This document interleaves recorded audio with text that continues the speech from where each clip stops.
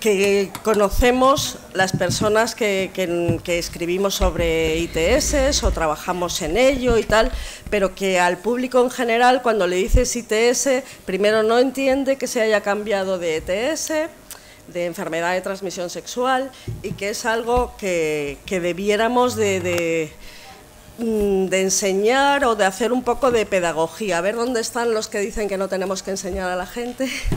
Aquí. Pues esos. Bueno, pues tendríamos que explicar qué es una ITS, porque yo me doy cuenta que esto es algo que afecta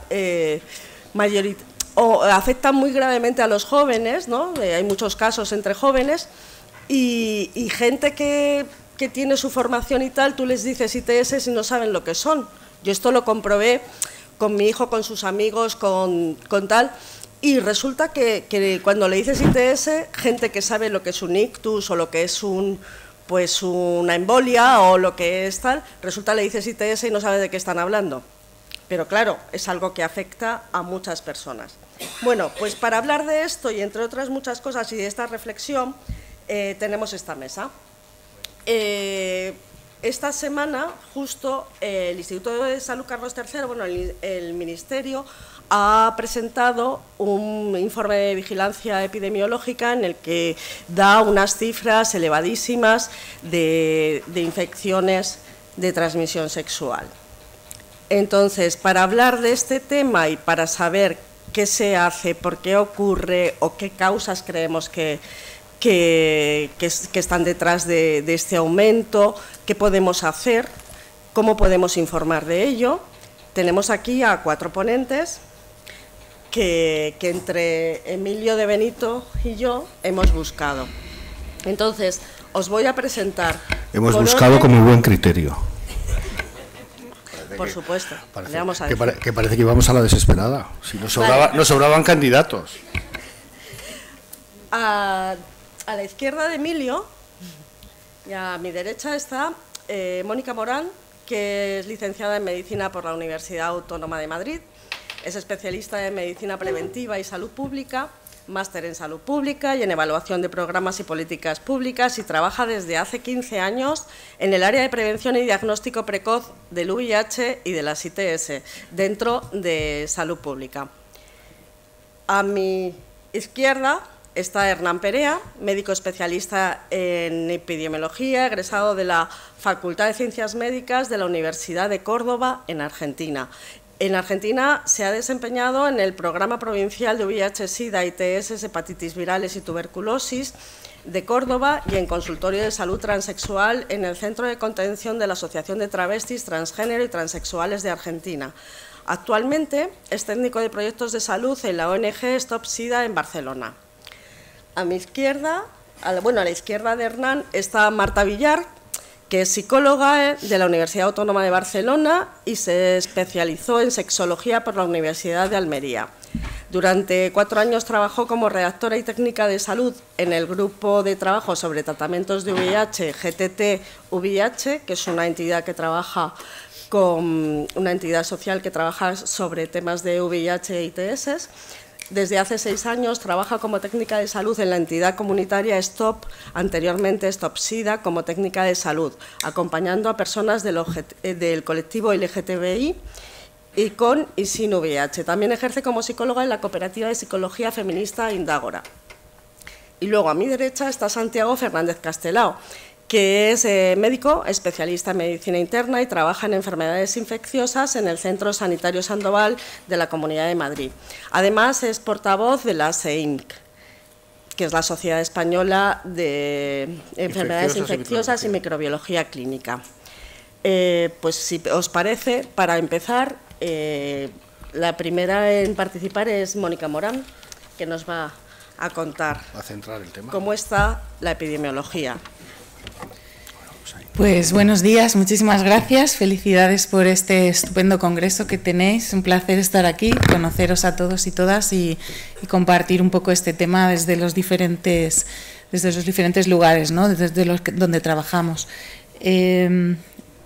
Virginia y Emilio me pidieron hablar en esta mesa, en primer lugar, sobre la situación epidemiológica, para poner algunos datos a la luz y un poco las estrategias de prevención y control que tenemos. El tiempo es corto, entonces, bueno, voy a hacer un breve resumen de los datos y de las principales políticas que hay a nivel internacional o en España, pero probablemente pues luego en el debate vamos a poder complementar mucha más información.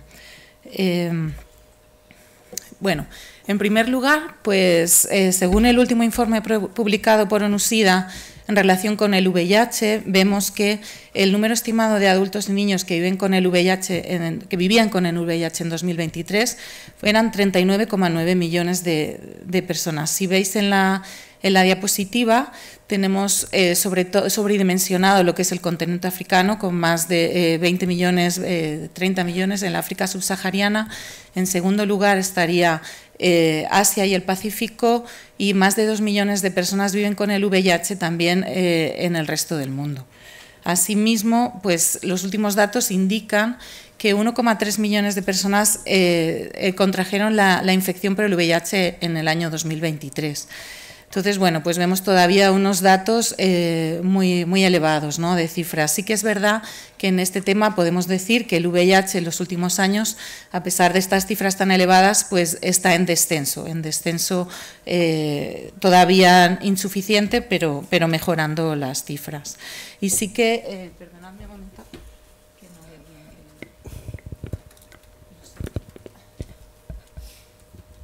la pantalla un poco pequeña.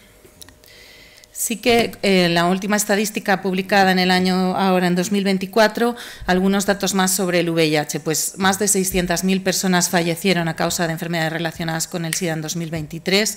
En el mundo todavía viven más de 88 millones de personas con el VIH y han fallecido más de 42 millones de personas. Además, podemos decir, es un dato importante en relación con lo que son las políticas a nivel de ONU-SIDA, a nivel internacional, como todos sabéis, sobre el 90-90-90 para 2020 y 95-95-95 para el 2030, conocer la fracción no diagnosticada de personas con VIH en el mundo. Estamos ahora actualmente, parece, en torno al 86%. Todavía no hemos llegado a ese 90 ni a ese 95 y todavía hay más de 5 millones de personas que desconocen su estado serológico frente al VIH. Otro dato importante, pues de esos 39,9 millones de personas con el VIH, alrededor de 30 millones están accediendo al tratamiento y es lo que supone un 77%, con lo cual todavía hay muchas personas en el mundo que no tienen acceso al tratamiento antirretroviral, con las consecuencias que eso tiene tanto a nivel individual como a nivel poblacional, que se ve que es una estrategia muy efectiva para cortar la cadena de transmisión.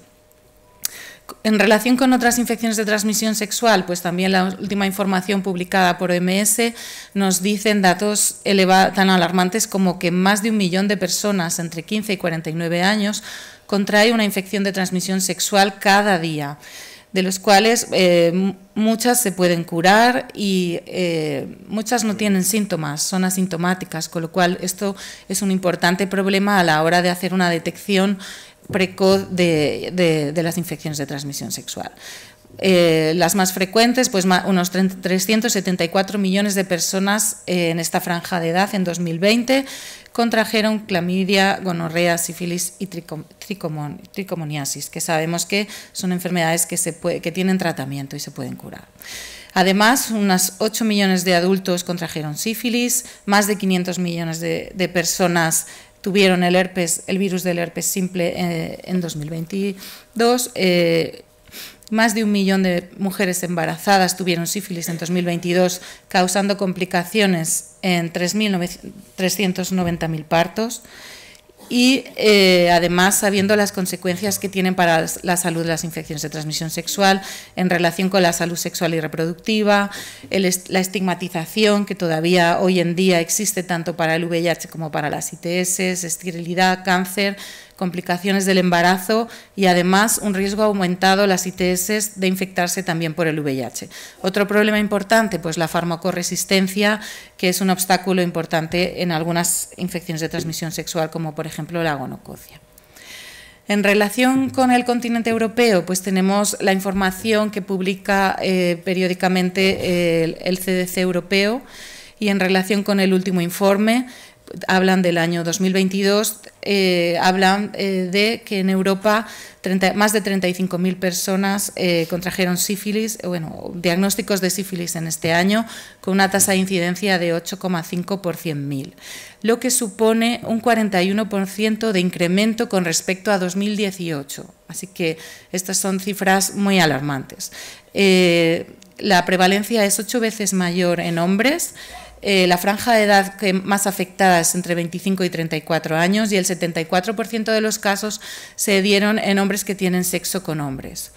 Además, aunque el incremento principal, la mayor carga de enfermedad está en los hombres que tienen sexo con hombres, se ha visto en el último año un incremento notable en hombres y mujeres heterosexuales y también en personas que eran VIH negativas. Si veis en el mapa, pues en España la carga de enfermedad por sífilis es muy elevada, es de las más elevadas en el continente europeo. Con respecto a la gonorrea, también en el año 2022 se confirmaron 70.881 nuevos diagnósticos con unas tasas de 17 por 100.000, lo que supone un incremento del 59% con respecto a 2018. Y también los datos de 2022 son los más altos desde que se recuerda, desde que comenzó en el año 2009 la vigilancia de esta enfermedad como enfermedad de declaración obligatoria. Seguimos dando en España, como veis en el mapa, prevalencias muy elevadas. Las tasas más elevadas se dan en personas muy jóvenes, entre 20 y 24 años, y las mujeres en esa franja de edad aumentaron un 63% los diagnósticos de gonococia con respecto al año anterior. Y aquí también el grupo más afectado siguen siendo los hombres que tienen sexo con hombres, con un 66%. Clamidia. Clamidia es otra de las infecciones de transmisión sexual que son enfermedades de declaración obligatoria y sobre las que hay vigilancia. Es verdad que en este caso la clamidia, la vigilancia aún hay algunos países, es un poco desigual, todavía no se detecta y no se reportan suficientemente, por lo tanto hay unas diferencias importantes entre países, pero bueno, sí que en España vemos que más de 200.000 casos al año, 88 por 100.000 habitantes, se incrementó un 15% con respecto al 2018 y en este tipo de infecciones afectan en mayor medida a mujeres jóvenes y están creciendo también con respecto al año anterior. Igualmente, en hombres que tienen sexo con hombres, pues ha habido un incremento. Y bueno, por aterrizar un poco más en nuestro contexto, pues en España, como decíamos, se habían publicado hace pocos días el último informe del Ministerio de la División de Control de VIH, ITS, hepatitis virales y tuberculosis, donde nos hablan de las cifras en nuestro territorio. En el año 2023 se notificaron 10.000 casos de sífilis con tasas de 22 por 100.000, mucho más elevadas de las tasas que reporta el CDC europeo. Veis también en la gráfica el crecimiento exponencial en los últimos años. Hay un descenso en el año 20 que claramente se corresponde con la pandemia por la COVID. Y vemos cómo se afecta en mayor medida a hombres jóvenes y comunidades autónomas, pues sería Madrid, Cataluña las más afectadas. En gonococia vemos el mismo patrón, elevándose con esta bajada en el 2020, pero subiendo en crecimiento exponencial, muy afectados en mayor medida a los hombres en edades jóvenes y comunidades autónomas, Madrid, País Vasco, Cataluña, Andalucía, con las tasas más elevadas. Clamidia, igualmente, aquí sí que vemos una mayor afectación en mujeres. En el territorio pues siguen siendo Madrid, Cataluña y País Vasco. Vemos en los últimos años el crecimiento pues que se ha multiplicado desde 248 casos en 2016 a 1.800 en 2023 y tendencias crecientes. Y por último, bueno, pues en relación con las comunidades autónomas más afectadas, Madrid está a la cabeza en muchos de estas infecciones de transmisión sexual. Traigo los datos del registro regional de nuevos diagnósticos de VIH e infecciones de transmisión sexual. Con respecto al VIH, pues sí hay buenas noticias. Veis que estábamos en 2008 en torno a 1.300, casi 1.400 casos. Han ido descendiendo paulatinamente y se ve una bajada importante a partir de 2020 que parece consolidarse. Se pensaba si podía estar afectado por la COVID, si podía parece que se está estabilizando en torno a más de 600 casos, pero sí que hay un descenso con respecto al 2019. Y en los perfiles, pues es muy importante también conocer cuáles son los perfiles más afectados y dónde está la mayor vulnerabilidad a las infecciones de transmisión sexual. Vemos en la Comunidad de Madrid que en relación con el VIH vuelven a ser los hombres el grupo de población más afectado frente a las mujeres. Si vemos por mecanismo de transmisión, en hombres lo que predomina son las relaciones sexuales entre hombres. En mujeres, sin embargo, el mecanismo más importante de transmisión son las relaciones heterosexuales y pues las relaciones sexuales en general son el mecanismo más importante. Las personas con el uso de drogas inyectadas es algo que se está manteniendo muy bajo en los últimos años, aunque sabemos que están algunas prácticas como el chemsex están creciendo en algunas personas, ¿no? Algunos grupos poblacionales. Con respecto vemos aquí diferenciado hombres y mujeres y también por lugar de nacimiento, y vemos la gran afectación de hombres extranjeros de otro país en la Comunidad de Madrid, fundamentalmente procedentes de América Latina y Caribe, y ya en menor medida pues personas españolas, tanto hombres como mujeres o mujeres de otros lugares de origen. Y por último, en relación con el VIH, sí decir que no solamente hay que desvelar la infección oculta, sino que también hay que hacer un diagnóstico precoz, hay que llegar pronto al diagnóstico, y en la Comunidad de Madrid, pues en concreto, hay un diagnóstico tardío en el 40% de las personas. Cuando se diagnostican ya llegamos tarde. Con respecto a otras ITS, pues los mismos patrones que en Europa, que en España, afectando mucho a varones, personas jóvenes, con una gran carga de enfermedad en personas de origen extranjero, y esto para la sífilis, igualmente para la gonococia, y en clamidia trachomatis también mayor afectación en mujeres jóvenes, y estas tendencias crecientes. En relación con los datos epidemiológicos, pues siempre es bueno también poder comentar que frente a los datos que tenemos y en relación entre hombres y mujeres, pues las diferencias no se explican únicamente por la biología, y hay que meter determinantes sociales como el género, como el lugar de origen, como las situaciones, el capital social, cultural, económico, el país donde se reside. Todo esto son como en capas de cebollas, como veis aquí en esta diapositiva, factores que están influyendo enormemente en cuáles son nuestras prácticas sexuales, nuestras actitudes frente a la sexualidad y cuál es el nivel también de información que tenemos. Por lo tanto, tanto la OMS como a nivel de España el Ministerio señalan en sus políticas que aunque en las ITS toda la población está afectada, por supuesto, y el riesgo está ahí en función de cuáles son nuestras prácticas, sí que hay unos grupos de población clave especialmente vulnerables sobre los que hay que hacer acciones específicas, como son los hombres gays, bisexuales y otros hombres que tienen sexo con hombres, las personas trans, personas en situación de prostitución, migrantes, personas que consumen, se inyectan drogas, también aquellas que usan drogas en las relaciones sexuales y aquellas personas que tienen un difícil acceso al tratamiento. Y ahí los compromisos con ONU-SIDA del 95-95-95, que supongo que conocéis, 95% de las personas estén diagnosticadas para 2025-2030, 95% de las personas en tratamiento y 95% de esas personas en tratamiento tengan una situación de carga viral indetectable, porque se ha visto, y esto lo resalta en gran medida ONU-SIDA, que una persona con carga viral indetectable no transmite el VIH en las relaciones sexuales, y esto es una gran noticia que a nivel de los medios de comunicación y a nivel de las consultas ante los pacientes, pues puede ayudar mucho a reducir el estigma, así como también el autoestigma, ¿no?, de las propias personas con VIH. Por último, bueno, pues la situación en España con respecto a estos 95-95-95 podemos decir que, o al 90-90-90, España llegó a estos niveles a mediados del año 2021 y ahora estamos en el camino de lograr este 95-95-95.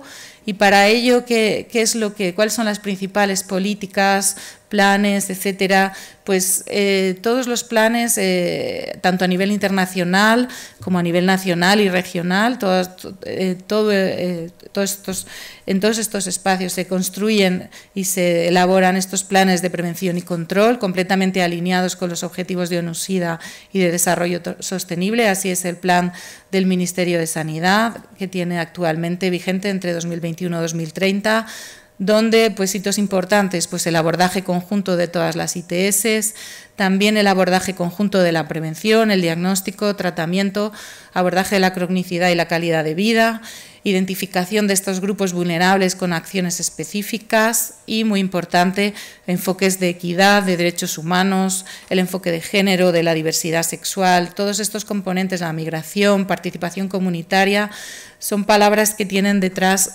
mucho trabajo y que son fundamentales para poder lograr un control de las infecciones de transmisión sexual en el mundo, en España y en Europa, ¿no?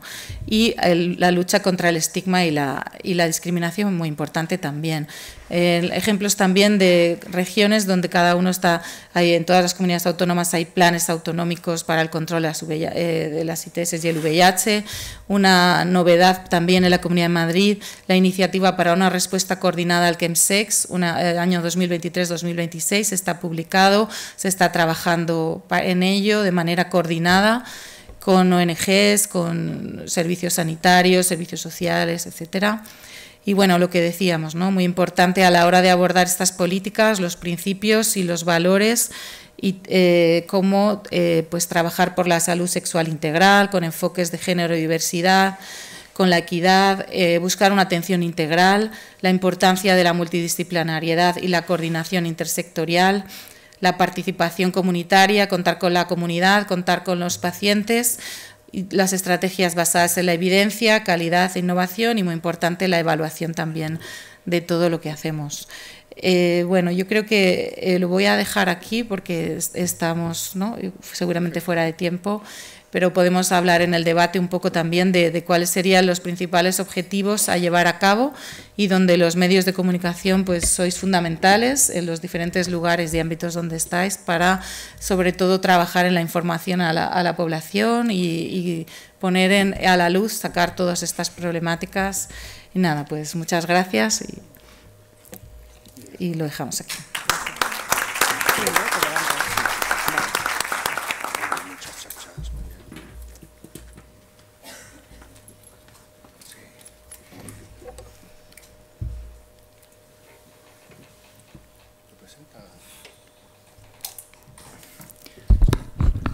Buenos días a todos. Mi nombre es Santiago Fernández, soy internista y trabajo en el Centro Sanitario Sandoval, que es un centro especializado en infecciones de transmisión sexual en la ciudad de Madrid. Y bueno, voy a actuar un poco de abogado del diablo también y resolverles algunas dudas acerca de las controversias que hay alrededor de las ITS.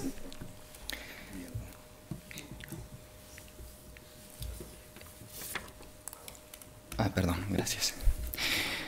Entonces, voy a empezar hablando un poco del tema de la PrEP. Para los que no sepan lo que es la PrEP, es una herramienta farmacológica y biopsicosocial que se basa en el uso de antirretrovirales a personas que no viven con el VIH para evitar la transmisión de este virus. Entonces, en estudios iniciales se ha observado una eficacia cercana al 90%, pero sabemos ya en estudios en vida real que esta es cercana al 100% siempre que exista una buena adherencia. Fue aprobada por la FDA en el 2012 a raíz del ensayo clínico IPREX y luego posteriormente por la Agencia Europea de Medicamentos e implementada en España desde el 20 de enero del 2020 por primera vez en el Centro Sandoval.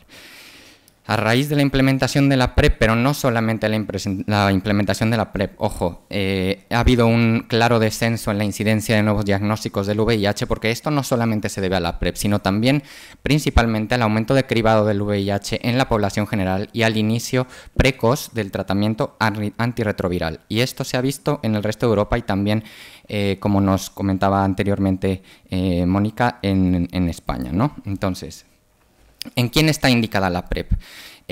Pues bien, desde el inicio, la PrEP indicada únicamente o inicialmente a hombres que tienen sexo con hombres, personas transgénero y mujeres trabajadoras sexuales, ya a partir del 2021 se indica en adolescentes, inclusive desde los 16 años, en usuarios de drogas inyectadas y en hombres y mujeres cisexuales que manifiesten un uso no habitual del preservativo y que tengan alguno de estos criterios de vulnerabilidad para la adquisición del VIH, como son el tener más de 10 parejas sexuales diferentes el último año, práctica de sexo anal sin preservativo en el último año, uso de drogas para mantenimiento de las relaciones sexuales o profilaxis postexposición, o haber tenido una ITS bacteriana en el último año. Como les comentaba, también ya desde el 2021 implementada en mujeres y hombres cisexuales con estas prácticas de vulnerabilidad. Y desde el 2023 las guías de la Asociación de GESIDA nos recomiendan además considerarla en personas con diagnóstico reciente de hepatitis C, en parejas serodiscordantes que no tengan una carga viral indetectable, bien porque no haya una buena adherencia al tratamiento o porque se haya iniciado recientemente por un nuevo diagnóstico, y también a personas que en el momento en las que valoramos no tengan ninguna de estas características, pero que manifiesten un cambio de situación en un futuro inmediato. Por ejemplo, que nos digan que van a dejar de usar el preservativo, también muy frecuente en personas que nos digan que van a abrir su pareja, ¿no? También lo podemos considerar. Hay dos pautas: la pauta diaria, se toma un comprimido cada 24 horas, y la pauta a demanda, que son 2 comprimidos entre las primeras 2 y 24 horas antes de la relación sexual desprotegida, y luego uno a las 24 y otro a las 48 horas. Muy importante que la pauta diaria es la única que está recomendada por las sociedades científicas. La demanda la podemos considerar en personas que tienen relaciones sexuales desprotegidas poco frecuentes. El ejemplo clásico, por ejemplo, puede ser el cliente de la prostitución, y también en aquellos pacientes que tengan una alteración de la función renal inicial. El seguimiento de la PrEP lo hacemos siempre cada 3 meses para valorar la tolerancia, la adherencia a la medicación, uso de drogas con fines sexuales y descartar la infección por el VIH y otras infecciones de transmisión sexual. Hacemos también una vigilancia de la función renal y revaloramos la necesidad de continuar en PrEP. Es muy importante también que el manejo tiene que hacerse de forma multidisciplinaria en equipo. No solo participa medicina, sino también enfermería, farmacia y los profesionales de centros comunitarios. Nosotros trabajamos de forma muy estrecha con los centros de atención a adicciones y con organizaciones no gubernamentales. El papel de enfermería en esto es fundamental, porque no solamente nos ayudan con las revisiones, sino además realizan una promoción y educación en salud sexual, un consejo asistido, refuerzan la adherencia, obtienen muestras, realizan el estudio de contactos y nos ayudan a actualizar las vacunas. Voy a contarles brevemente con 3 estudios muy sencillos cuál ha sido nuestra experiencia con la implementación de la PrEP, empezando por este.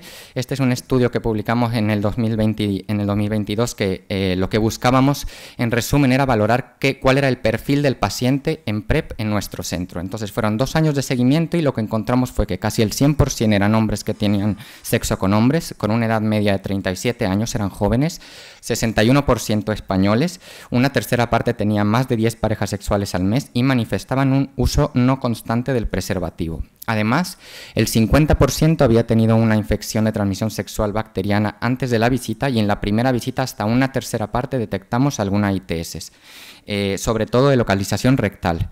Fíjense aquí, el 70% consumía drogas para el sexo y el 42% manifestaba haber participado en sesiones de chemsex en los últimos 3 meses, y 15% de ellos tomaba fármacos para la salud sexual. Entonces concluimos que el perfil del usuario de PrEP en este momento eran hombres que tenían sexo con hombres. Nos estábamos quedando cortos llegando a otras poblaciones diana, con una elevada incidencia de ITS en la primera visita, por lo que teníamos que hacer un cribado. Esto era fundamental en el seguimiento, y además el abordaje tenía que ser multidisciplinar por el alto consumo de drogas y medicación psiquiátrica concomitante. Pues bien, cuando ocurre un aumento del riesgo sexual al implementar una medida de seguridad como es la PrEP, a esto se le conoce como risk compensation o compensación de riesgo. En ese momento ya muchos estudios habíamos comenzado a ver que había un aumento de las ITS en la era de la PrEP. Entonces nosotros nos planteamos este otro estudio en donde queríamos ver en nuestros pacientes qué pasaba con las ITS, ¿no? en esta era de la PrEP. Hicimos otro ensayo clínico con 2 años de duración, del 2017 al 2019, con 110 usuarios de PrEP, a donde les hacíamos un cribado cada 3 meses. Esto por protocolo del ensayo en donde estábamos, que es el Discover, un ensayo muy importante que todavía sigue en marcha. lo que vimos era que el 78% había reducido el uso del preservativo con la PrEP, 80% no aumentó el número de parejas sexuales con la PrEP, el 90% no aumentó el consumo de sustancias, pero sí que al momento de la primera visita ya el 94% manifestaban consumir drogas para el sexo y la mitad de ellos participaban en sesiones de chemsex. Las drogas más consumidas eran la tina, la metanfetamina, la mefedrona y el GHB. ¿Y qué pasaba con las ITS? Pues bien, sí que vimos un aumento en la frecuencia de ITS, pero esto se mantenía estable en el tiempo. Además, detectamos una elevada presencia de ITS extragenitales y asintomáticas. Analizamos cuáles eran los factores que predisponían a nuestros usuarios a tener más infecciones de transmisión sexual y lo que encontramos era que el tener menos de 30 años y más de 10 parejas sexuales al mes eran los factores que más se relacionaban con esto, pero además el consumo de drogas para el sexo, la participación en sesiones de chemsex y el uso de aplicaciones de geolocalización estaban también estrechamente relacionados. Concluimos que la incidencia fue muy alta de ITS en este tiempo, pero fue estable en el tiempo, es decir, no aumentaban con el paso de los años, por lo que necesitábamos hacer unas estrategias de cribado para detectarlas. Y entonces aquí nació el debate, ¿cuándo tenemos que cribarlos? ¿Cada cuánto? ¿No? ¿Con qué periodicidad? Entonces hicimos otro estudio que nos encanta estudiar a los médicos, desde el 2017 al 2023, analizamos a 138 usuarios de PrEP, les hacíamos un cribado cada 3 meses y además manteníamos la posibilidad de hacer visitas no programadas, es decir, que si venían síntomas pudieran venir de forma urgente y los veíamos. Encontramos que la incidencia fue parecida al estudio anterior, es decir, una incidencia con el cribado trimestral programado de 8 infecciones por persona desde que empezó el estudio hasta el 6º año y, como ven en la parte de abajo, con el paso de los años incluso había una disminución de la incidencia, se mantenían estables en el tiempo. Y esto también muy interesante, vimos qué pasaba si en lugar de cribarlos cada 3 meses lo hacíamos cada 6 o cada 12. Pues vimos, por ejemplo, que si los cribábamos cada 6 meses, perdíamos un 42% de los diagnósticos de ITS y que si no hacíamos visitas no programadas, si les quitábamos las urgencias, perdíamos un 23% porque detectamos hasta 6 veces más ITS en los casos urgentes, en las visitas no programadas. Y en las visitas programadas, en los cribados trimestrales, detectamos una alta tasa de incidencia de ITS asintomáticas, sobre todo cuando hacíamos cribados en localización faríngeo y rectal. Por lo tanto, concluimos básicamente algo parecido, ¿no? Que la incidencia era muy alta, pero que no aumentaba con el paso de los años y que era fundamental tener recursos para las visitas no programadas. Entonces, la pregunta fundamental y lo que quiero que se lleven sobre todo de esta charla es ¿por qué incrementan las ITS en usuarios de PrEP, ¿no? En estos grupos vulnerables? Pues no solo la PrEP aumenta las ITS, ¿no? También tenemos muchos factores sociodemográficos y factores epidemiológicos que han aumentado la presencia de las ITS. Nosotros detectamos más ITS porque las buscamos más, porque les hacemos cribados cada 3 meses. O sea, los pacientes vienen asintomáticos, no solamente les cribamos localizaciones, muestras de orina, uretral, sino que hacemos cribados extragenitales, rectales, faringios, y ahí es donde las encontramos. Ya en la era actual sabemos que el tratamiento antirretroviral tiene una alta eficacia clínica. Los pacientes que viven con VIH, que son indetectables, no pueden transmitir el virus, y esto además con la alta eficacia preventiva de la PrEP y el tratamiento como prevención, el tratamiento precoz de forma inmediata, han contribuido a que haya una pérdida generalizada en la población de este miedo a la enfermedad. Pero es que no solo es esto, sino que también el consumo de pornografía de forma precoz, la falta de educación sexual infantil, las aplicaciones de geolocalización, las redes sociales y el aumento de drogas relacionadas con el mantenimiento de relaciones sexuales, todo esto en conjunto ha hecho que haya un aumento de las ITS, no es solamente por la PrEP. Entonces tenemos que tener programas de prevención combinada, esto es fundamental para hacer un consejo preventivo sobre prácticas sexuales seguras, uso de preservativo, un abordaje multidisciplinar del chemsex, un diagnóstico precoz del VIH, de infecciones de transmisión sexual y un estudio de contactos, y hacer un tratamiento precoz, no solo PrEP, sino también profilaxis postexposición, un tratamiento antirretroviral inmediato y administración de vacunas. Voy a darles unas pinceladas rapidísimas sobre la doxipep. La doxipep se le conoce así al uso de un antibiótico que es la doxiciclina en las primeras 72 horas, de preferencia en las primeras 24, para prevenir infecciones de transmisión sexual en caso de una relación sexual desprotegida, en concreto sífilis, clamidia y gonorrea.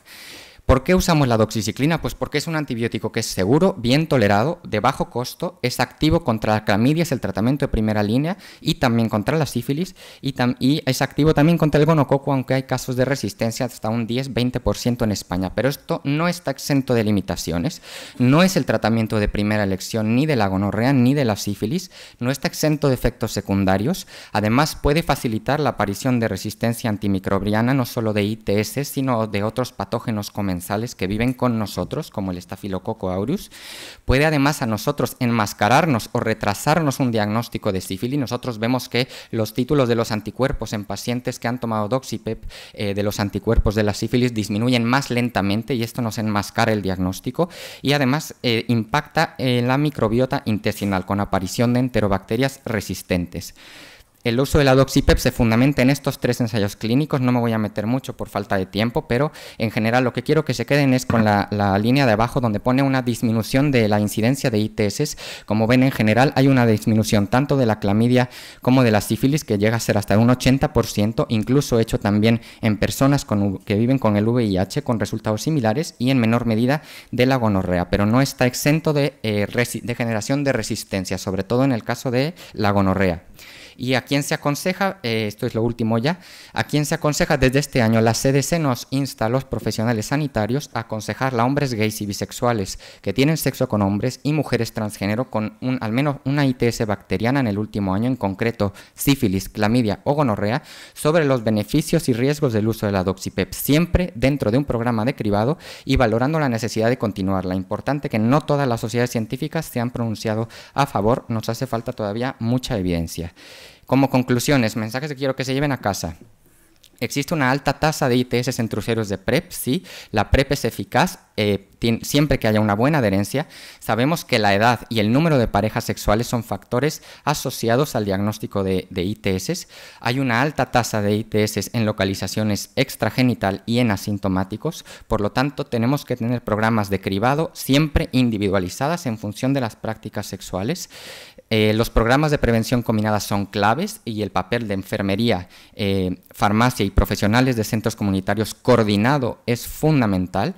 Los datos de la Doxipep son prometedores, pero es necesaria todavía mayor evidencia científica, y el abordaje de las ITS siempre tiene que estar enmarcado en los derechos sexuales, la equidad, el acceso universal y el respeto a la identidad de género para contribuir a reducir las desigualdades sociales, la humanización de la atención y la disminución de la morbimortalidad para eliminar el estigma asociado a las ITS.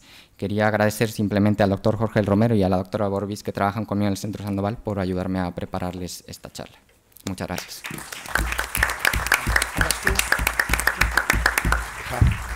Muchas gracias, Santiago, Mónica. Yo ahora estoy intentando cuadrar los datos de la una con las explicaciones del otro. O sea, seguro que los que somos más de ciencias que de letras, alguien nos engañó y nos dijo que el periodismo era de letras, mentira. Y los que sois de letras lo lleváis mucho peor que los que venimos de ciencias, porque por lo menos sabemos hacer porcentajes.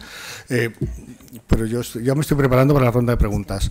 Ahora viene como una visión más desde la comunidad, ¿no? Desde las asociaciones. Sí. ¿Quién va? Es el de abajo. Ah, mira. Sí, es el de abajo. Perfecto. Bueno, muchas gracias a todos por la invitación. La verdad que es un honor estar acá, lo digo de verdad, no estoy mintiendo. O al menos lo hago muy bien, así que eso es lo importante. Y para mí va a ser todo un desafío hablar en 10 minutos, así que ya me he puesto mi cronómetro. Si yo voy a decir algún término muy argentino, por favor, háganmelo saber y buscamos la traducción al castellano de ustedes.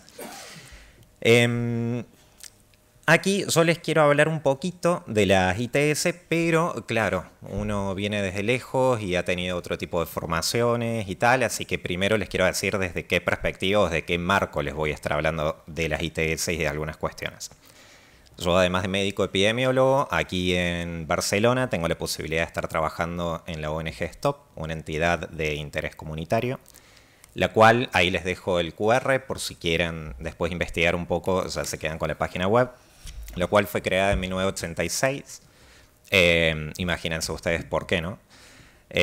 Cuando estaba en pleno auge la gran pandemia que aún seguimos atravesando, no la más nueva, sino la más vieja, de VIH, y surge como una respuesta comunitaria al caos que había en ese momento. Pensemos un momento en el cual no estaba tan en claro cómo era el tema diagnóstico, cómo eran los tratamientos. De hecho, no había tratamientos al comienzo. Los tratamientos que habían tenían un perfil de seguridad que era más que nada discutible, entendible en el desarrollo de la ciencia, pero todos estos valores complicaban particularmente a los grupos más que vulnerables, a los grupos vulnerados, ¿sí? Porque son vulnerados por otros actores. Entonces, estos grupos vulnerados son el foco principal de nuestra ONG. Personas del colectivo LGTBIQ+, personas que ejercen el trabajo sexual, personas trans y, como quien les habla, población migrante.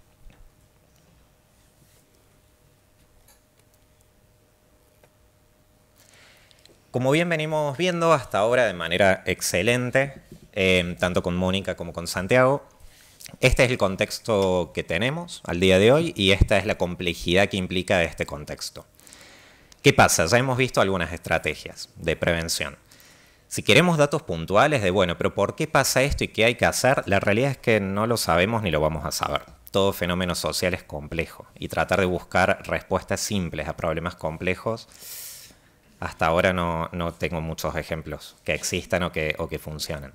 Con lo cual, frente a esta complejidad del contexto, vamos a hablar un poquito de las estrategias, que por suerte ya venimos hablando de ellas, y finalmente, bueno, quería ser breve, pero no tanto en realidad.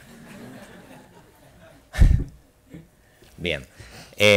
Y sobre todo, ¿qué podemos hacer? ¿Qué podemos hacer desde el equipo de salud y qué podemos... En lo personal, yo les incluyo a todos y todas ustedes dentro del equipo de salud porque formamos parte, estamos en el mismo barco. Pero ¿qué podemos hacer desde el periodismo especializado en salud y desde el equipo sanitario? Programas de prevención combinada. Como bien hemos estado hablando hasta ahora, son programas en los cuales no se hace foco solamente en un método que se puede utilizar, sino se trata de ver todas las herramientas que tenemos disponibles y cuáles combinaciones de estas herramientas son las más eficaces o las más adaptables a cada individuo en particular. Generalmente lo dividimos en 3. Comportamental me he quedado con el guión, sé que es correcto desde la sintaxis, pero bueno, no me gusta estéticamente. Y las podríamos dividir en lo que es biomédico, comportamental y estructural. Biomédico, hemos estado hablando en estas cuestiones, ya les voy a mencionar cuáles son los ejemplos de prevención combinada enfocados desde el punto de vista biológico o médico. También tenemos otras intervenciones desde lo que es el comportamiento del individuo, las actitudes que van teniendo los individuos, nosotros, ustedes, a la hora de ir combinando estrategias de prevención. Y por último, estructural, que a veces es lo más difícil de cambiar e incidir, pero bueno, tiene que ver con la sociedad en la cual estamos, con las ideas y las estructuras políticas, las estructuras económicas y tal. Desde el punto de vista biomédico, ya hemos hablado... Vamos a tener que cambiarle las pilas, me parece. Ahí está. Aparecieron, no importa. Vamos a hablar en primera instancia de preservativos, que es lo que se viene hablando mucho. De hecho, la ministra escuché esta mañana que hablaba formas de prevención, preservativos para los jóvenes. Bueno, preservativos no solo para los jóvenes, sino para quienes tengan sexualidad, que en general es la mayoría. Y no nos olvidemos del preservativo vaginal, no solo el peneano, que por ahí es el que tiene más difusión, sino también como método de barrera el preservativo vaginal. Después tenemos todo el tema de lubricantes, ¿sí? Es una medida de reducción de riesgos. Y esto no se trata de comparar el lubricante versus el preservativo. Mientras podamos combinar métodos, genial y perfecto. Pero entre no tener ninguna estrategia de prevención y al menos utilizar lubricantes, es una medida de reducción de daños, ¿sí? ¿Qué es esto de lubricante? Básicamente, en toda relación sexual, en general, se pueden producir lesiones de las mucosas, ya sea mucosa vaginal, rectal o lo que fuese, con lo cual, en el caso que haya penetración, por supuesto, con lo cual, si la mucosa está más lubricada y se ejerce menos presión sobre la mucosa y no se produce tanto daño, bueno, a menor cantidad de daño, menor cantidad de riesgo.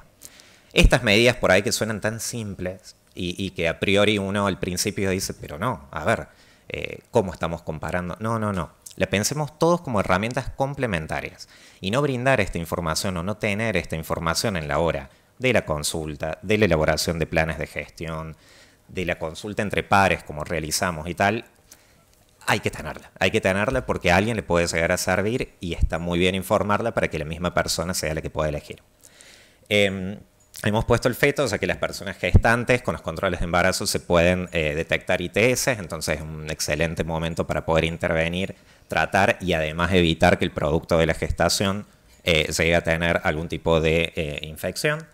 El tema de los programas de intercambio de jeringas y de agujas, particularmente para usuarios de drogas endovenosas, para no tener que reutilizar las agujas y tal, poder brindarles la posibilidad de quienes quieran dejar de consumir, hacerles todo el apoyo y brindarles el plan terapéutico, y quienes en este momento no deciden dejar de consumir, al menos reducir el daño de contraer distintas ITS, particularmente lo que es hepatitis C, que el principal método de contagio a esta altura o de adquisición es el tema de la sangre.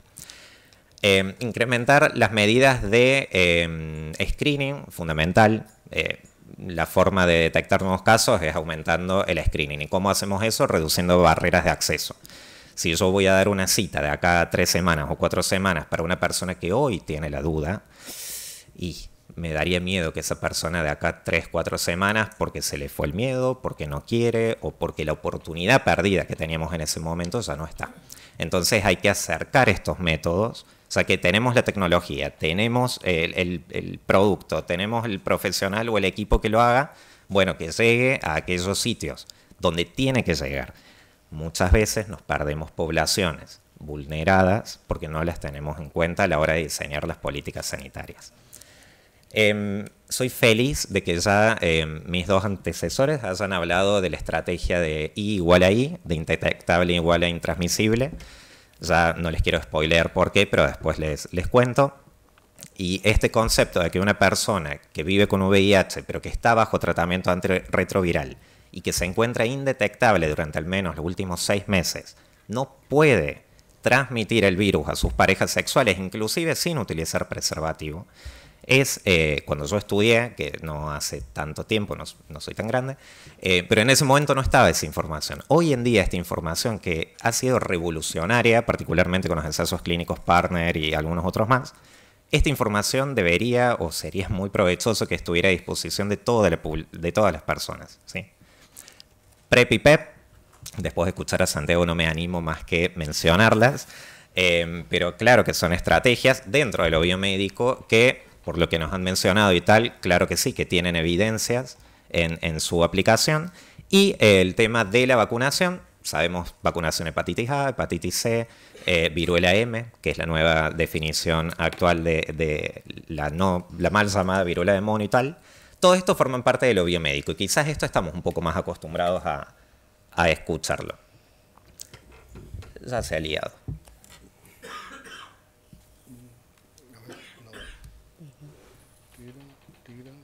Muy bien.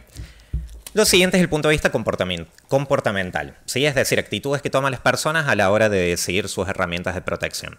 Políticas de reducción de daños, fundamental por lo que vengo mencionando anteriormente. Voy a ir apurándome un poquito para no demorarme. Educación sexual es lo que va a hablar mi compañera Marta, así que no me quiero meter en eso porque además no va a hacer falta que me meta en eso, pero es una parte fundamental no solo del niño o la niña. En realidad educación sexual realizamos y consultas sexuales y dudas y demás lo realizamos durante todas las etapas de la vida.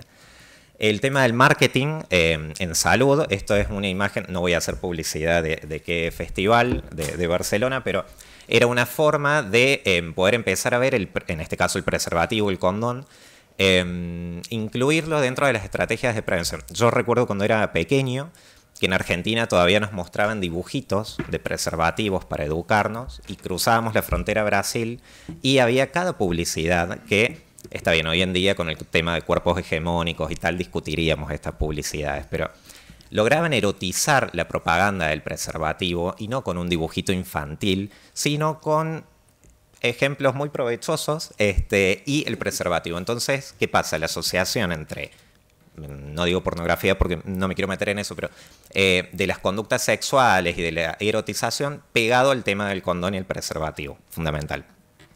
Y lo que es tratamientos o terapias entre pares o apoyo entre pares, que nuestra ONG tiene por suerte experiencia en esto, También es muy importante la mirada del par, más allá de la mirada del profesional, de la mirada de quien tiene un vector de poder, quien está a la par de uno y quien ha vivido la experiencia y quien te puede transmitir lo que es esa experiencia, es fundamental.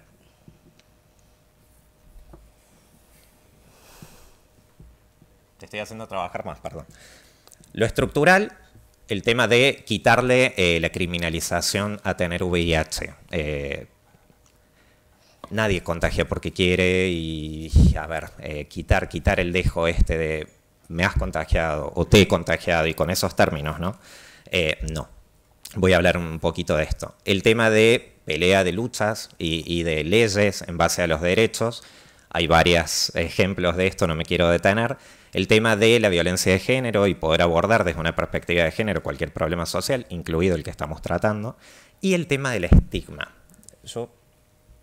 Ahora sí. Bien. ¿Qué es el estigma? A ver, la respuesta al VIH, las ITS, desde un punto de vista biomédico, por las tecnologías, por las cuestiones sociales y tal, cada vez va mejorando y es esperanzador. Hablando de esperanza esta mañana, esto es esperanzador, pero no es así desde el punto de vista social. Nuestro principal enemigo es el tema del estigma y la mirada juzgatoria, no solo a la persona, sino también a la misma, a toda la compañía que tiene esta persona que transita el hecho. Claro, influyen en la calidad de vida de la persona y representan barreras reales, tangibles, a la hora de acceder al sistema sanitario o a la hora de vincularse con sus grupos sociales. Este pacto social, les dejo el QR, no me voy a detener para hablarlo, seguramente lo conocen y si no lo conocen, les invito a conocerlo. Es una unión entre la parte del gobierno, la parte estatal, distintos gobiernos más pequeños, ONGs, empresas y tal, a la hora de establecer realmente un pacto social para no discriminar a la persona que vive con VIH. Hay varios tipos de estigmas, yo les había traído, todo está referenciado abajo para que puedan ver las fuentes en el caso que lo deseen. Este estudio fue base del pacto que hicimos, que les mencionaba recién, en la cual se puede vislumbrar distintos tipos de estigma. Dentro del estigma anticipado, que es el que siente la persona antes de decir el diagnóstico, lo que se imagina que puede llegar a pasar, solamente quiero hacer hincapié en el tema de la pareja sexual. El 66% de las personas tiene miedo de poder expresar su diagnóstico a la pareja sexual y ser discriminado por tal. ¿Qué pasa? El tema es la autoexclusión. 2 de cada 10 personas, por ejemplo, han decidido no tener relaciones sexuales en el último año, ni románticas, debido a su diagnóstico. Imagínense cómo impacta eso en la calidad de vida. El otro tipo de estigma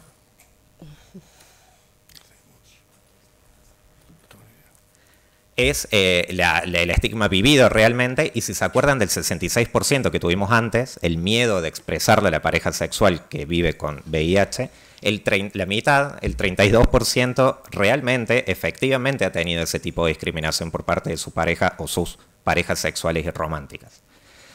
Quiero hacer hincapié en esto que les decía de la discriminación, no solo a la persona que está atravesando esta situación, sino también a la pareja y a todo el núcleo con el cual la persona se relaciona. Y esto se llama estigma por asociación. Y por último, para no aburrirles demasiado y pasar a Marta, el estigma internalizado es aquella que la persona, o autoestigma, es este proceso juzgatorio con uno mismo, ¿verdad? Miren el porcentaje de gente, 63%, le angustia vivir con VIH y tiene miedo de transmitirles el VIH como si fuese un agente infectante voluntario a las personas con las cuales se relaciona sexoafectivamente. Lo más curioso es que si vemos este 63%, de este 63%, el 98% estaba en tratamiento antirretroviral y el 95% de este 98% estaban indetectables. Con lo cual, con la estrategia de igual ahí, ya sabemos, y si no lo sabemos lo estamos aprendiendo, que estas personas no corren riesgo de provocar una transmisión de su VIH. Viviendo el proceso de transmisión de VIH y de vivencia, aún así se tiene el miedo. Y esto es producto de lo biológico o de lo médico, no, es producto del estigma. Y siempre que uno habla de estigma, claro, uno ve números, uno ve gráficos, pero hay personas del otro lado. Solo que les quiero mostrar del Comité Primera de Desembre, perdón mi catalán, lo estoy perfeccionando. Es un video muy cortito, si me permitís, de menos de 2 minutos, para que le podamos poner cara a lo que es el estigma. Què passa? Al començament jo pensava que em moriria. Nos reuníamos cada semana y era como que casi cada semana faltaba una. A finals dels 90 canvien una mica les coses gràcies a l'aparició dels tractaments antiretrovirals. Que por un error mío te sentías como un apestado, me habían transmitido el VIH.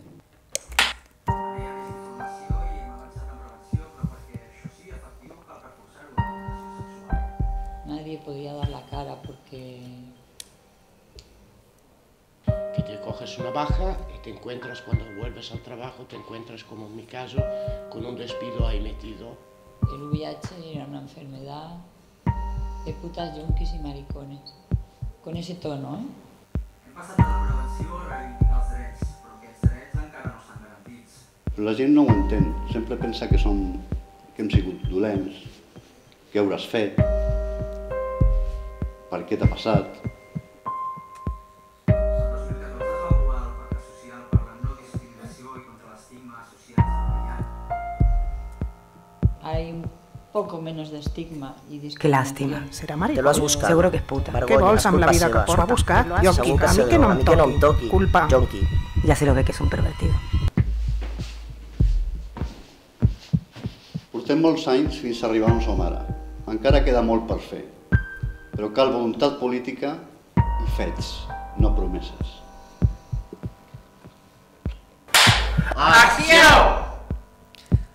Así que les invito a pasar a la acción en esta temática y después les puedo enviar por correo electrónico, en el caso que lo deseen, pensando en ustedes.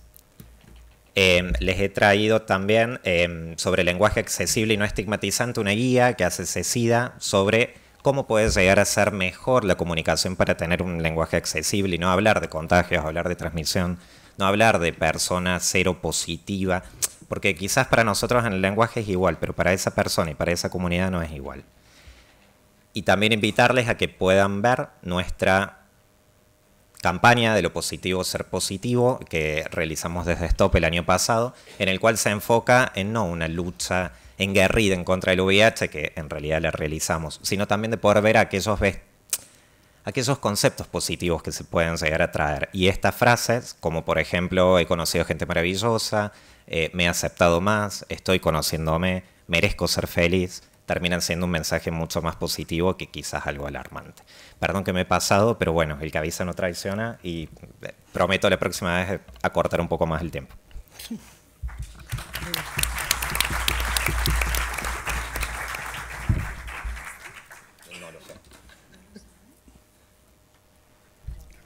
¿Presentas tú? Ahí estás. Vale. Pues primero de todo agradecer la invitación de Emilio y Virginia para el evento en el que estamos hoy. Me hace mucha ilusión también pasar de lo virtual a lo presencial, que después de lo del COVID nos vemos poco las caras. Yo sé que sí que voy a ser un poquito más breve porque mis compis han señalado ya muchas de las causas. Ay. Porque tenemos menos señal. Después a por ello. Es el de abajo. Es el de abajo. ¿De abajo? Ah. Vale, bueno, como psicóloga especializada en sexualidad me gustaría me voy a centrar en el tema de la educación sexual. Y la verdad es que buscando artículos para preparar la charla, pues me puse muy contenta de ver que en diferentes estudios pues, científicos se señala, ¿no?, la educación sexual como una necesidad. Aquí os comparto de nuestras compis del CISCAT, del Estudio de Epidemiología de Cataluña, donde, entre otras de las causas, ¿no?, del auge de las ITS, también señalan, ¿no?, cómo las aplicaciones de citas y con los cambios comportamentales, ¿no? A cómo nos estamos relacionando sexualmente en los últimos tiempos, pues también es una de las causas.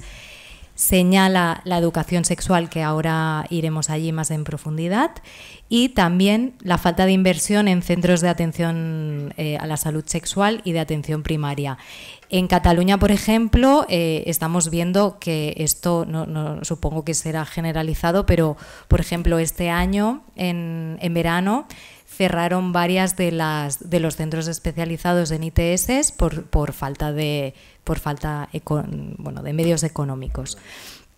Quería hablaros, para hablar de educación sexual, es importante hablar de derechos sexuales y reproductivos. De hecho, hay una declaración universal donde están recogidos estos derechos sexuales, que se hizo en el 1997 en el Congreso Mundial de Sexología en Valencia, y pues la mayoría, yo creo que de nosotras, desconocemos la existencia de estos derechos. Aquí me voy a detener en los dos últimos, en el derecho a la educación sexual integral y el derecho a la atención en salud sexual, pero que veamos todos estos, ¿no? Derecho, bueno, ahí los tenéis recogidos. Esta imagen que aparece ahí es de unos compis de una asociación que se llama ABD y que hace un trabajo muy interesante sobre salud sexual con jóvenes. Muy atractiva, muy llamativa, y haciendo a los y a las jóvenes partícipes.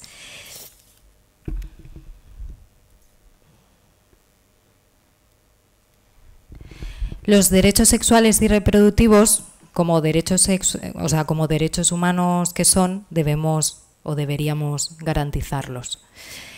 Entonces, se habla mucho de educación sexual integral, y yo creo que siempre, ¿no? Esto nos evoca como a las aulas, ¿no? Como a los jóvenes, como a que debería estar en el currículum, ¿no?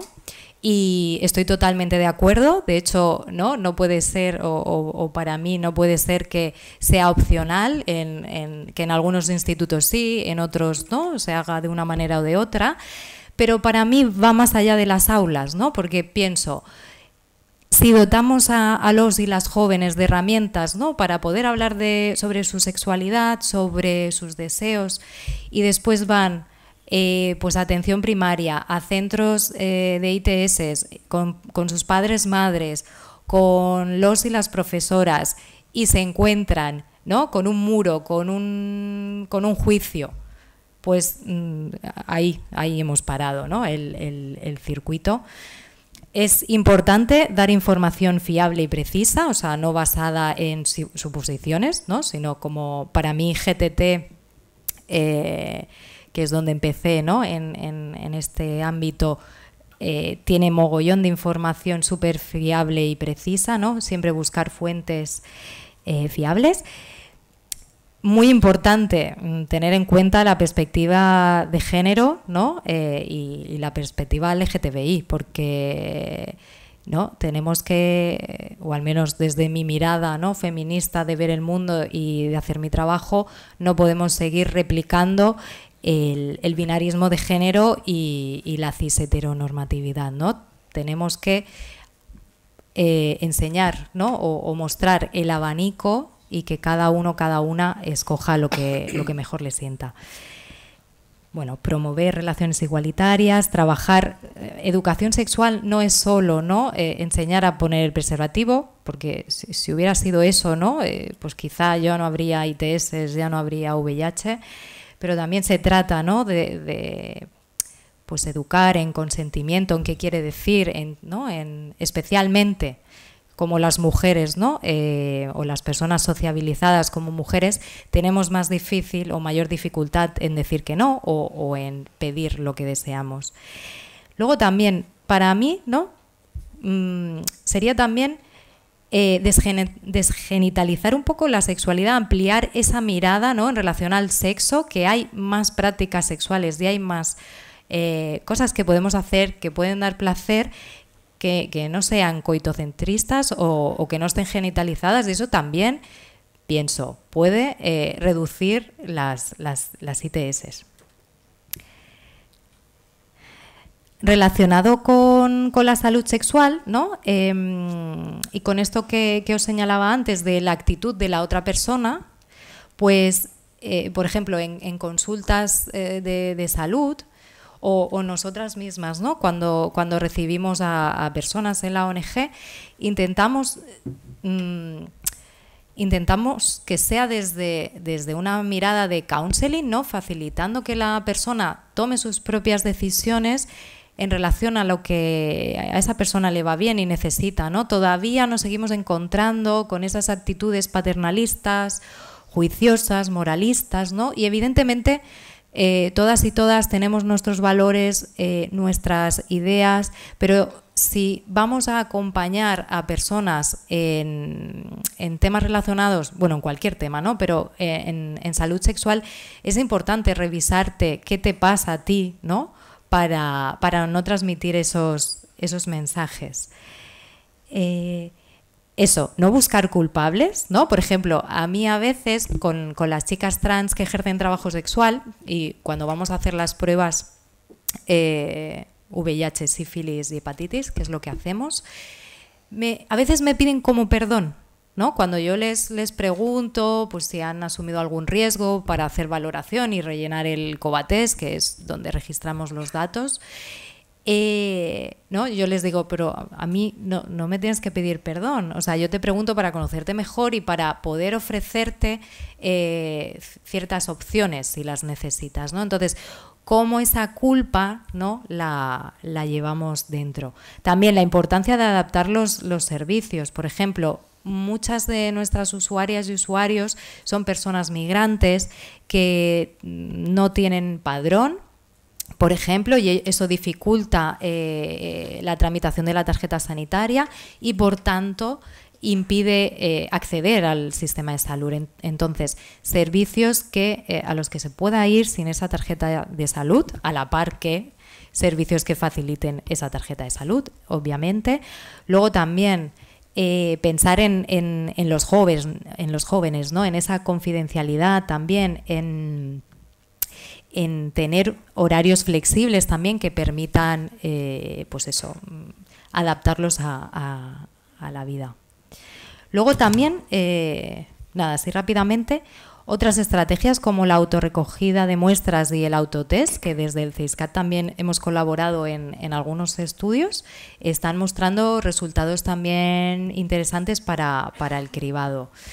Y nada más, me gustaría terminar con... Está en catalán, no sé si vais a entender, pero bueno, es simplemente no, es un comunicado que hizo el otro día la Asamblea Chagalla, que es un colectivo autoorganizado de chicos gays que se encuentra en Barcelona, y justamente para, yo supongo que un poco cansados, ¿no? de que se les señale como los culpables del aumento de ITS, pues ellos aquí explicaron, ¿no? Su visión de las cosas, una visión un poco como más holística, y también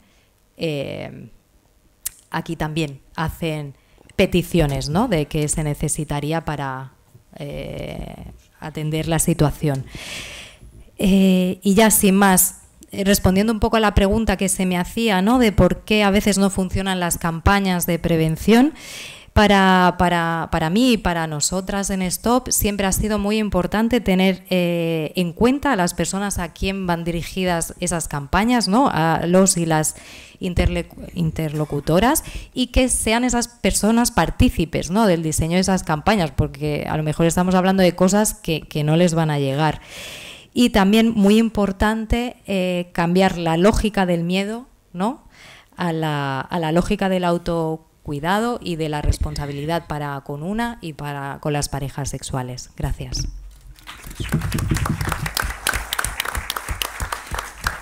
Pues muchas gracias. Tenemos 15 minutos. Creo que es el momento de empezar a debatir sobre este asunto, que como hemos visto nos afecta a todos y a todas. Así que si alguien quiere hacer algún comentario, alguna pregunta, alguna reflexión. en la mesa también. ¿O? Sí, voy a empezar yo, si no os importa, que por eso tengo el privilegio de estar en la mesa. Muchísimas gracias a los cuatro. Yo creo que la idea está clara. Es un proceso multifactorial donde estamos de repente registrando un hecho, que es el hecho que has puesto, Mónica. Aumentan las infecciones de transmisión sexual, hasta un 40% de la sífilis en 4 años. Y me ha encantado el manifiesto final de Marta, porque esto supone como que al buscar culpables siempre acabamos encontrando a los mismos, ¿no? Y yo os quería preguntar, Mónica, Santiago, y por supuesto Hernán y Marta si quieren intervenir, porque claro, Mónica ha sacado unas gráficas donde las ITS van así, pero Santiago nos ha explicado que cuando llega la PrEP, porque sabéis que lo de que la PrEP está detrás del aumento de las ITS es como un ronron que está ahí, que es lo que querían frenar los chicos estos de Cataluña, ¿verdad? Pero es que cuando llega la PrEP aumentan, pero luego se estabilizan. Y una curva que va así no casa con una curva que hace así. Entonces yo no sé si probablemente habría que afinar incluso el discurso, es decir, a lo mejor no han aumentado tanto las ITS, lo que aumentan son las notificaciones, porque ahora, como habéis dicho, es que analizamos a la gente cada 3 meses, cuando antes no, y empezamos a encontrar infecciones asintomáticas, infecciones no genitales. Entonces no sé hasta qué punto, ¿cómo lo casaríamos esto? Vosotros que sois los expertos. O sea, yo creo que un poco también, como he querido resumir, no digo que no haya un aumento de ITS, eso está clarísimo, pero sí que soy consciente de que desde hace unas décadas las buscamos más. O sea, eso que digo de buscarlas en localizaciones extragenitales y en gente asintomática es que es así. Nosotros, cada persona que viene a nuestro centro con una visita no programada, le hacemos un cribado individualizado. Siempre preguntamos por qué prácticas sexuales de riesgo. Incluso las chicas, por ejemplo, oye, ¿tienes sexo anal?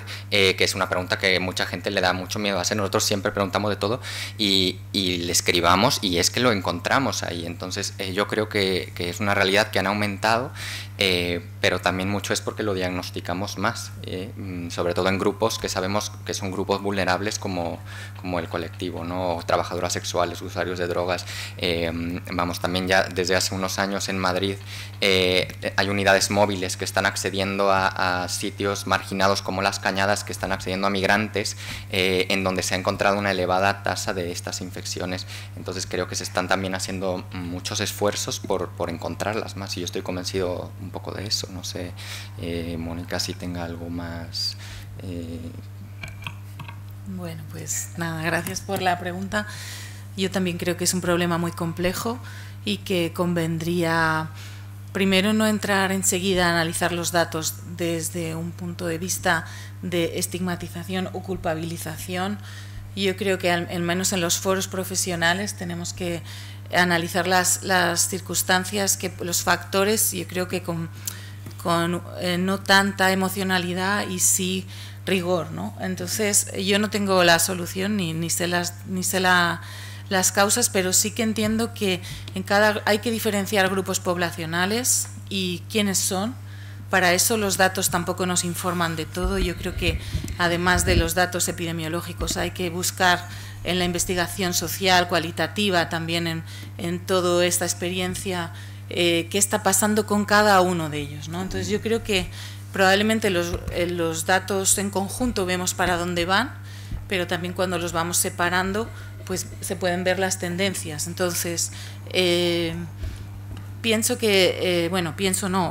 que los hombres que tienen sexo con hombres, o los hombres gays, bisexuales y otros HSH, son las personas de la población que están mejor informadas, que tienen más rutina de testearse, hacerse un chequeo de pruebas, que están accediendo, como decía Santiago, al 99% de las personas que acceden a la PrEP son hombres que tienen sexo con hombres. Entonces, ¿qué hace que la carga de ITS esté tan elevada en hombres que tienen sexo con hombres? Pues hay algo de eso. Yo creo que también hay que entender la cultura gay, hay que entender que el ocio de una parte al menos de la población gay o bisexual sí que está muy vinculada a un ocio sexualizado, y que hay prácticas que también estamos viendo que están ahí, que están creciendo, ¿no? Como es el chemsex, aunque tampoco hay datos, es muy difícil tener datos, más allá de estos datos de ITS que sí que hay una declaración obligatoria y nos permite tener una mayor rigor en lo que significa, pues se están haciendo encuestas europeas como la EMIS y otras encuestas que tratan de ver, por ejemplo, en el fenómeno del chemsex. El fenómeno del chemsex sí que parece que está creciendo y sí que parece que hay un riesgo muy complejo para la salud, ¿no? Y esto pues hay que visibilizarlo, a lo mejor no en los medios de comunicación, o a lo mejor hay que saber a quién diriges qué mensajes y por qué vías, ¿no? Pero tampoco, si entramos a culpabilizar, vamos a perder la oportunidad de actuar, ¿no? Y luego con la población más joven, que vemos que está ahí, pues yo creo que sí, que evidentemente el uso del preservativo que hubo en décadas previas ya no está, y habría a lo mejor que seguir fomentándolo, porque más allá de la PrEP, las ITS no se previenen con la profilaxis preexposición. Entonces, las APPs de contacto yo creo que están influyendo mucho en cómo se está viviendo, y también esta manera de quizás de relacionarse sexualmente actualmente por la población joven es lo que hay detrás de algunos riesgos para la salud, como son las ITS, que no hay que... Por otro lado, lo que es la vivencia de la sexualidad, pues hay que defender que sea, ¿no?, el placer, lo positivo, etcétera, etcétera, más allá de que hay riesgos, que son las ITS, y hay que trabajar. Voy a seguir haciendo de abogado del diablo, porque esto que decís está muy bien, pero resulta que las ITS también están aumentando en países donde no hay PrEP ni de lejos. Y luego una cosa que siempre comentamos, que es lo de los jóvenes están dejando el preservativo, es mentira. Si cogéis los datos de embarazos en adolescentes, la tasa es una constante desde hace 15 años en España. Luego lo usan tanto como antes. Probablemente lo usen más, porque a lo mejor ahora sí que follan más. Entonces, que son cosas que se nos meten en eso, y todo, y ya según cumplimos años, es que los jóvenes sois malos. Pues no, los jóvenes son como éramos todos. Que si pillas, y ahí te tiras de cabeza. Creo yo. Porque además es un tema que he trabajado mucho, entonces, pero sí que tengo los datos. Entonces, no podemos decir que los jóvenes ahora se cuidan menos cuando la tasa de embarazos en adolescentes baja, está estable o casi bajando un poco.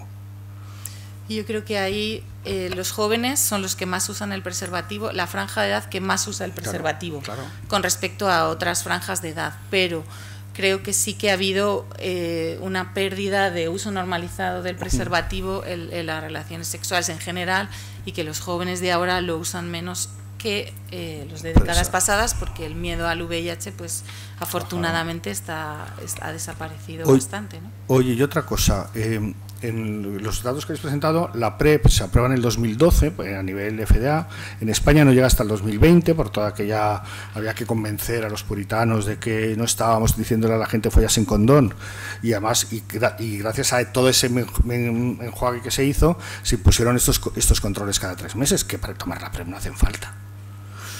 Si una persona como yo, que tengo VIH, con un control cada 6 meses me vale para ajustar mi medicación, para tomar la PrEP estaría también, pero no lo hacemos. Pero bueno, eso, lo que quiero decir es, en países donde empezaron a darla antes, ¿cómo ha sido la tendencia? Pues yo he visto casos en Inglaterra, de centros de PrEP, de los que empezaron hace 10 años, que al principio hubo mucho aumento de ITS, pero luego empezó a bajar. Porque claro, es una población que cada 3 meses se está testando, con lo cual en cuanto aparece el menor síntoma se les trata. No lo sé, vamos, quiero decir, yo por lo que he visto, pero los especialistas sois vosotros, que sé que esto es la vida esto. Yo le dedico un ratito cada 3 meses. O sea, la tendencia es similar, o sea, el caso es que nosotros, siempre que tenemos el programa de PrEP, piensa que es un programa que hay que estar escribiendo porque sabemos que hay más exposición y más vulnerabilidad. Entonces, además, en relación con tu primera pregunta, tenemos ya tecnología disponible, como lo son, por ejemplo, las autotomas, o las PCRs, que hace décadas no existían, que nos hace posible el cribado mucho más sencillo, ¿no? Mucho más accesible, la gente puede hacerse las pruebas en casa, y eso también contribuye a que podamos diagnosticarlas más, pero bueno, que la tendencia en otros países es bastante similar, ¿no? Sabemos que hay una alta tasa de ITS en este grupo vulnerable, pero que se mantiene estable, y por eso es que continuamos el cribado en ellos. Por aquí. Hola, yo soy Pablo Linde del País y escribo con relativa frecuencia sobre ITS. Y siempre surge la duda, o sea, la información que nosotros damos, la información, la economía del lenguaje prima, ser directo prima, y eso muchas veces de alguna forma colisiona con el no estigmatizar, porque al final hay que hacer más perífrasis, lo pone difícil de alguna forma, lo intentamos y bueno, lo conseguimos a menudo, pero otras veces supongo que no.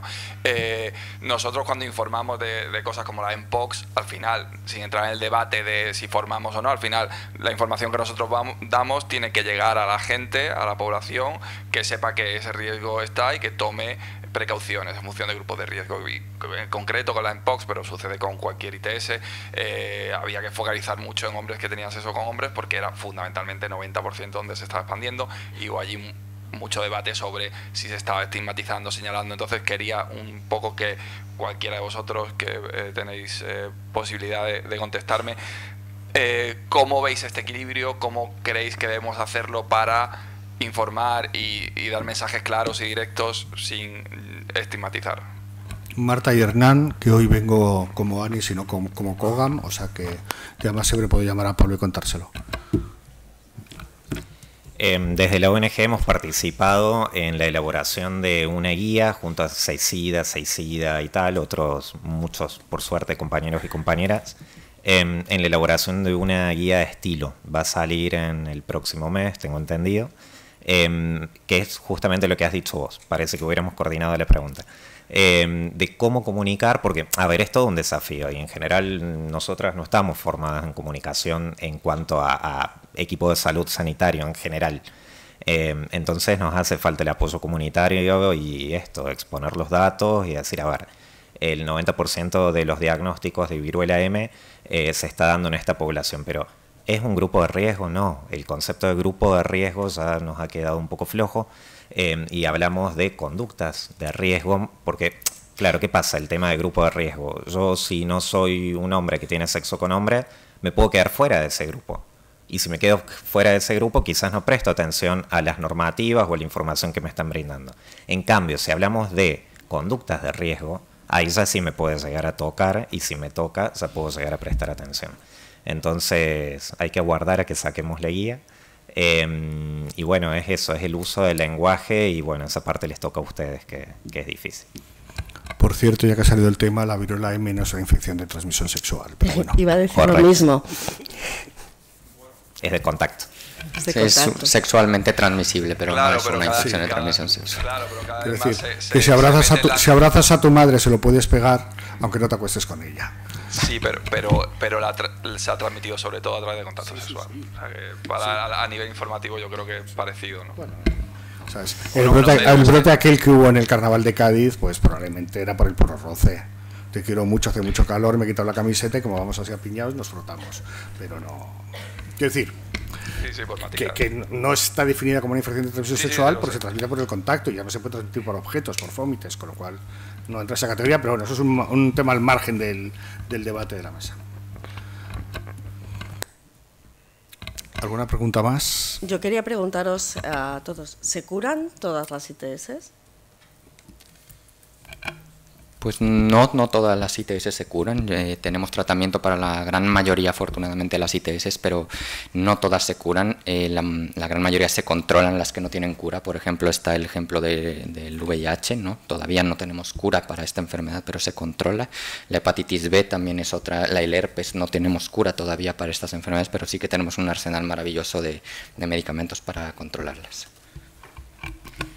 Yo, relacionada con esta pregunta, añado que dentro de STOP estoy en el servicio también de InfoSurvey, haciendo psicoterapia a personas con VIH para acompañarlas pues en el proceso de duelo que supone muchas veces recibir este diagnóstico.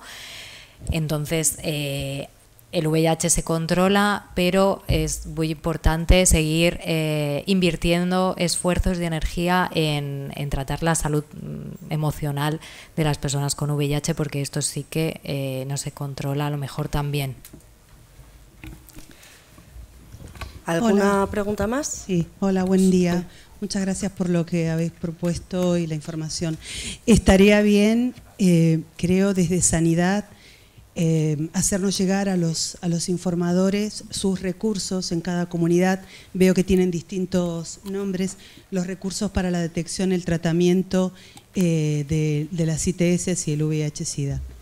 Muchos de ellos, por ejemplo, en Valencia, de donde trabajo como educadora de salud, es totalmente gratuito, confidencial, anónimo y se llama CIPS. Y la gente lo conoce únicamente al que le pasa. Debería estar en todo centro de salud para que la gente lo conozca, porque si no tiene que hacer el otro camino largo de pedir cita al médico de cabecera. Si tenés confianza, se lo vas a decir a tu médico de cabecera para que te haga una analítica y luego y se tarda. Entonces, hay recursos, veo que por distintas comunidades llevan distintos nombres, pero nos falta a los periodistas conocer esos recursos gratuitos, anónimos y confidenciales. Y por otra parte, también el tema en Valencia se llama PIES, programa para los colegios, y está dejado a la mano de que un colegio secundario, un instituto lo pida.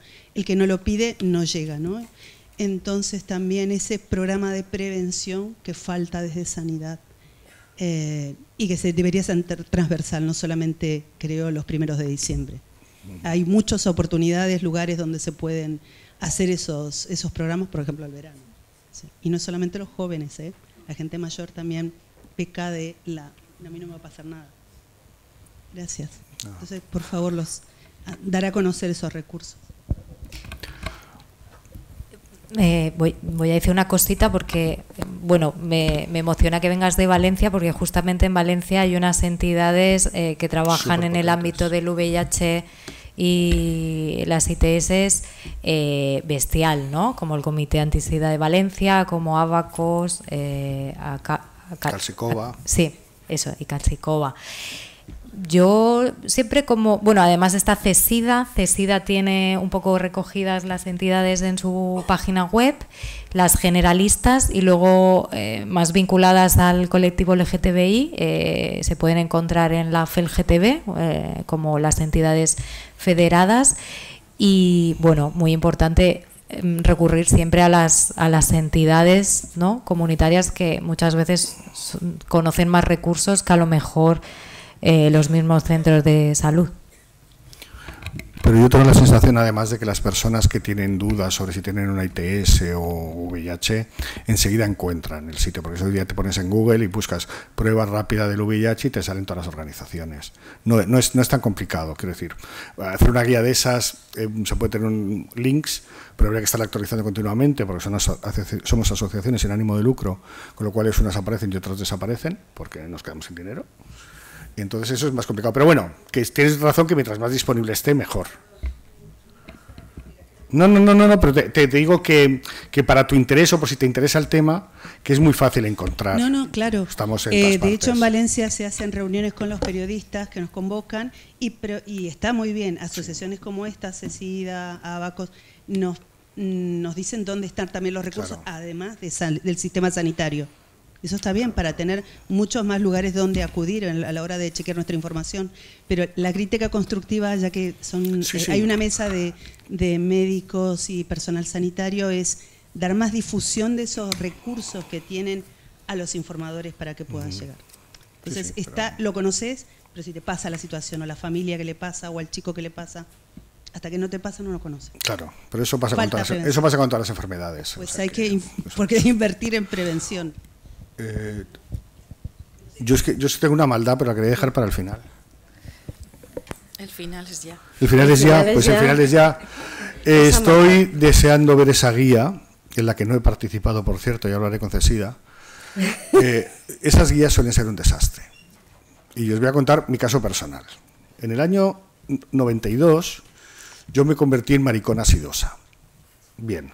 Ahora soy un hombre que tiene sexo con hombres, o bisexual, u otros hombres que tienen sexo con hombres, que vive con el VIH. Pon eso en un titular.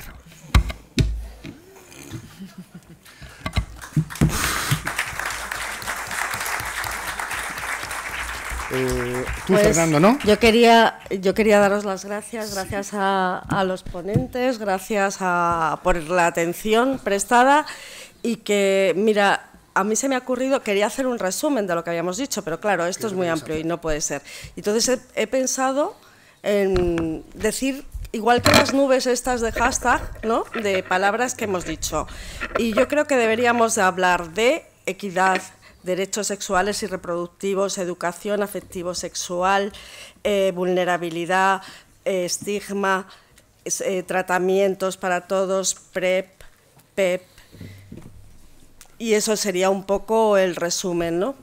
Y que hay un aumento de las ITS es un hecho, eso no hay duda. También que de momento estamos muy centrados en colectivos muy vulnerados en este aspecto, también porque es los que tenemos estudiados de siempre. A lo mejor si se hiciera chequeo trimestral a las cajeras de Mercadona, de repente veíamos un aumento, pero como no se lo hacemos, pues no lo sabemos, ¿no?